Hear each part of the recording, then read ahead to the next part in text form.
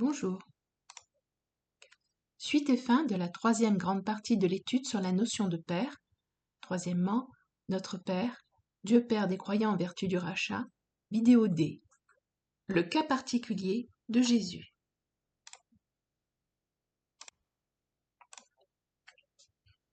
Dieu venant en la personne du Messie pour œuvrer en grâce est nommé Père éternel. Isaïe 9, verset 6. Car un enfant nous est né, un fils nous est donné, et la domination reposera sur son épaule. On l'appellera admirable, conseiller, Dieu puissant, Père éternel, Prince de la paix. Ce nom de Père éternel confirme la divinité du Christ, qui est le Fils de Dieu, et prouve son union parfaite avec Dieu le Père. Et en effet, Christ est Dieu fait homme pour s'offrir à Dieu le Père comme victime expiatoire pour le péché des hommes.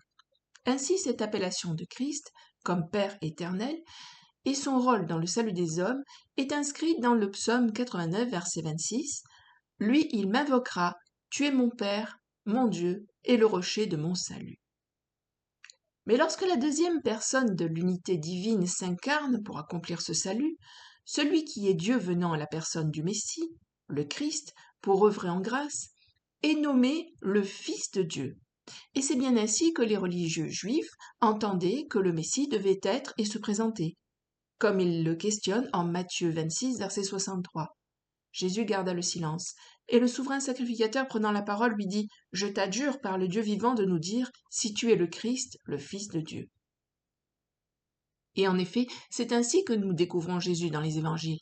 Jean présente Jésus comme le Fils de Dieu dès le début de son évangile. Jean 1, verset 18, « Personne n'a jamais vu Dieu, le Fils unique qui est dans le sein du Père est celui qui l'a fait connaître. » Lorsque Jésus se présente à Jean-Baptiste pour recevoir le baptême et commencer son ministère, Dieu désigne également ouvertement Jésus comme son Fils. Matthieu 3, versets 16 et 17. Dès que Jésus eut été baptisé, il sortit de l'eau, et voici les cieux s'ouvrir, et il vit l'Esprit de Dieu descendre comme une colombe et venir sur lui. Et voici une voix fit entendre des cieux ces paroles, « Celui-ci est mon Fils bien-aimé, en qui j'ai mis toute mon affection. » Comme à son habitude, Satan va exercer son rôle de tentateur en remettant en question la parole de Dieu, puisque par ses paroles, il va chercher à pousser Jésus à manifester sa divinité et sa filiation, osant lui dire en Matthieu 4, verset 3, « Si tu es fils de Dieu, ordonne que ces pierres deviennent des pains. » Et au verset 6, « Si tu es fils de Dieu, jette-toi en bas. » Les évangiles déclarent clairement que Jésus est le Fils de Dieu, en particulier l'évangile de Jean qui insiste sur cette filiation divine inhérente au Messie, rapportant plusieurs scènes où elle devient évidente pour différentes personnes. Jean-Baptiste, le prophète, dévoile Jésus comme le Fils de Dieu, en Jean 1, verset 34. « Et j'ai vu et j'ai rendu témoignage qu'il est le Fils de Dieu. » En Jean chapitre 3, Jésus déclare clairement sa filiation divine ayant trait à sa mission messianique, à Nicodème qui cherche sincèrement à découvrir s'il est le Messie. Jean 3,16 « Car Dieu a tant aimé le monde qu'il a donné son Fils unique, afin que quiconque croit en lui ne périsse point, mais qu'il ait la vie éternelle. » Et au verset 17, « Dieu en effet n'a pas envoyé son Fils dans le monde pour qu'il juge le monde, mais pour que le monde soit sauvé par lui. » Jean-Baptiste, interrogé par ses disciples, s'exprime ainsi à propos de Jésus. Dans Jean 3, versets 30 à 36, « Il faut qu'il croisse et que je diminue.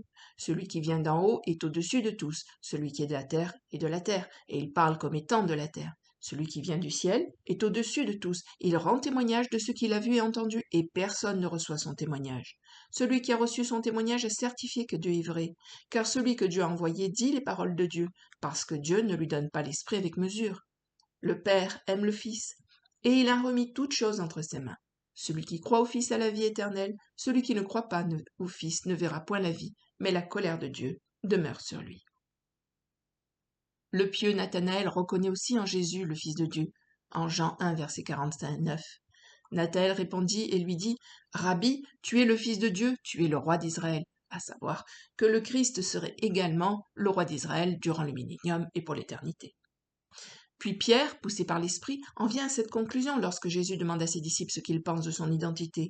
En Matthieu 16, versets 15 et 16, « Et vous, leur dit-il, qui dites-vous que je suis ?» Simon-Pierre répondit, « Tu es le Christ, le Fils du Dieu vivant. » Jésus, s'adressant à l'aveugle de naissance, qu'il a guéri peu de temps avant, se révèle clairement comme étant le Fils de Dieu. Jean 9, versets 35 à 37. Jésus apprit qu'il l'avait chassé, et l'ayant rencontré, lui dit, « Crois-tu au Fils de Dieu ?» Il répondit, « Et qui est-il, Seigneur, afin que je croie en lui ?» « Tu l'as vu, lui dit Jésus, et celui qui te parle, c'est lui. » Et il dit, « Je crois, Seigneur. » Et il se prosterna devant lui. Cet homme ayant vécu dans son corps le miracle de sa guérison, reconnaît Jésus comme le Fils de Dieu et se prosterne devant lui en signe d'adoration. Dans le chapitre 10 de l'évangile de Jean, Jésus essaie d'ouvrir progressivement la compréhension de ses contemporains. Il appelle d'abord Dieu le Père, au verset 15 et 17, puis mon Père, au verset 18, 25, 29, 32. Or, s'il n'est pas du tout accepté, le message est parfaitement compris, puisqu'au verset 33, nous avons « Les Juifs lui répondirent, ce n'est point pour une bonne œuvre que nous te lapidons, mais pour un blasphème, et parce que toi, qui es un homme, tu te fais Dieu. » Et Jésus montre qu'ils ont bien compris le sens de ces paroles en mettant clairement en évidence ce que signifie cette filiation. Au verset 36, « Celui que le Père a sanctifié et envoyé dans le monde, vous lui dites, tu blasphèmes, et cela parce que j'ai dit, je suis le Fils de Dieu. » Jésus place ces personnes face à leurs propres contradictions. Ils désirent la venue du Messie, le Fils de Dieu, Emmanuel, Dieu avec nous ou parmi nous. Mais lorsqu'il se présente devant eux avec des miracles témoins de sa puissance et son accréditation par Dieu, ils refusent de le croire et le rejettent jusqu'à désirer le faire mourir. En Jean 11, verset 4, lorsque Jésus apprend la mort de son ami Lazare, il déclare en affirmant à ses disciples sa divinité. Après avoir entendu cela, Jésus dit « Cette maladie n'est point à la mort, mais elle est pour la gloire de Dieu, afin que le Fils de Dieu soit glorifié par elle. » Et lorsqu'il se rend auprès de Marthe, après le décès de son frère Lazare, Jésus lui demande d'avoir foi en lui, ce qu'elle démontre par une très belle confession de foi, en Jean 11, versets 25 à 27. Jésus lui dit, « Je suis la résurrection et la vie. Celui qui croit en moi vivra, quand même il serait mort. Et quiconque vit et croit en moi ne mourra jamais. Crois-tu cela ?» Elle lui dit, « Oui, Seigneur, je crois que tu es le Christ, le Fils de Dieu qui devait venir dans le monde. » Jean affiche honnêtement le but de son évangile en Jean 20, verset 31. « Mais ces choses ont été écrites afin que vous croyiez que Jésus est le Christ, le Fils de Dieu, et qu'en croyant vous ayez la vie en son nom. » Ce verset est une magnifique conclusion résumant tout le message du salut. Nous venons de voir que Dieu est le Père des anges, de son peuple d'Israël, des croyants sauvés en Christ et de Jésus lui-même. Mais une remarque s'impose cependant. Jésus ne met jamais notre filiation en tant que croyant au même niveau que la sienne en tant que réel Fils de Dieu. Et ceci est bien normal puisque nous sommes des enfants d'adoption et non de nature divine depuis toujours comme lui. Lorsque Jésus désigne Dieu comme son Père et nous enseigne à prier Dieu, le Père céleste des croyants, s'il emploie notre Père, c'est comme un exemple, selon ce qu'il conviendrait pour nous, croyants, de nous adresser à Dieu. Matthieu 6, verset 9. « Voici donc comment vous devez prier. Notre Père qui est aux cieux, que ton nom soit sanctifié. » Luc 11, verset 2, il leur dit, « Quand vous priez, dites Notre Père. » Cette différence, Paul la marque aussi. Il ne dit pas Notre Père à Jésus et à nous les croyants, mais il fait une nette distinction. 2 Corinthiens 1, versets 2 et 3.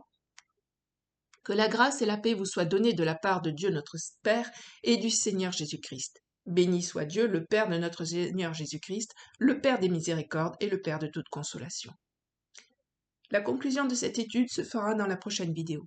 À bientôt. Merci. Au revoir.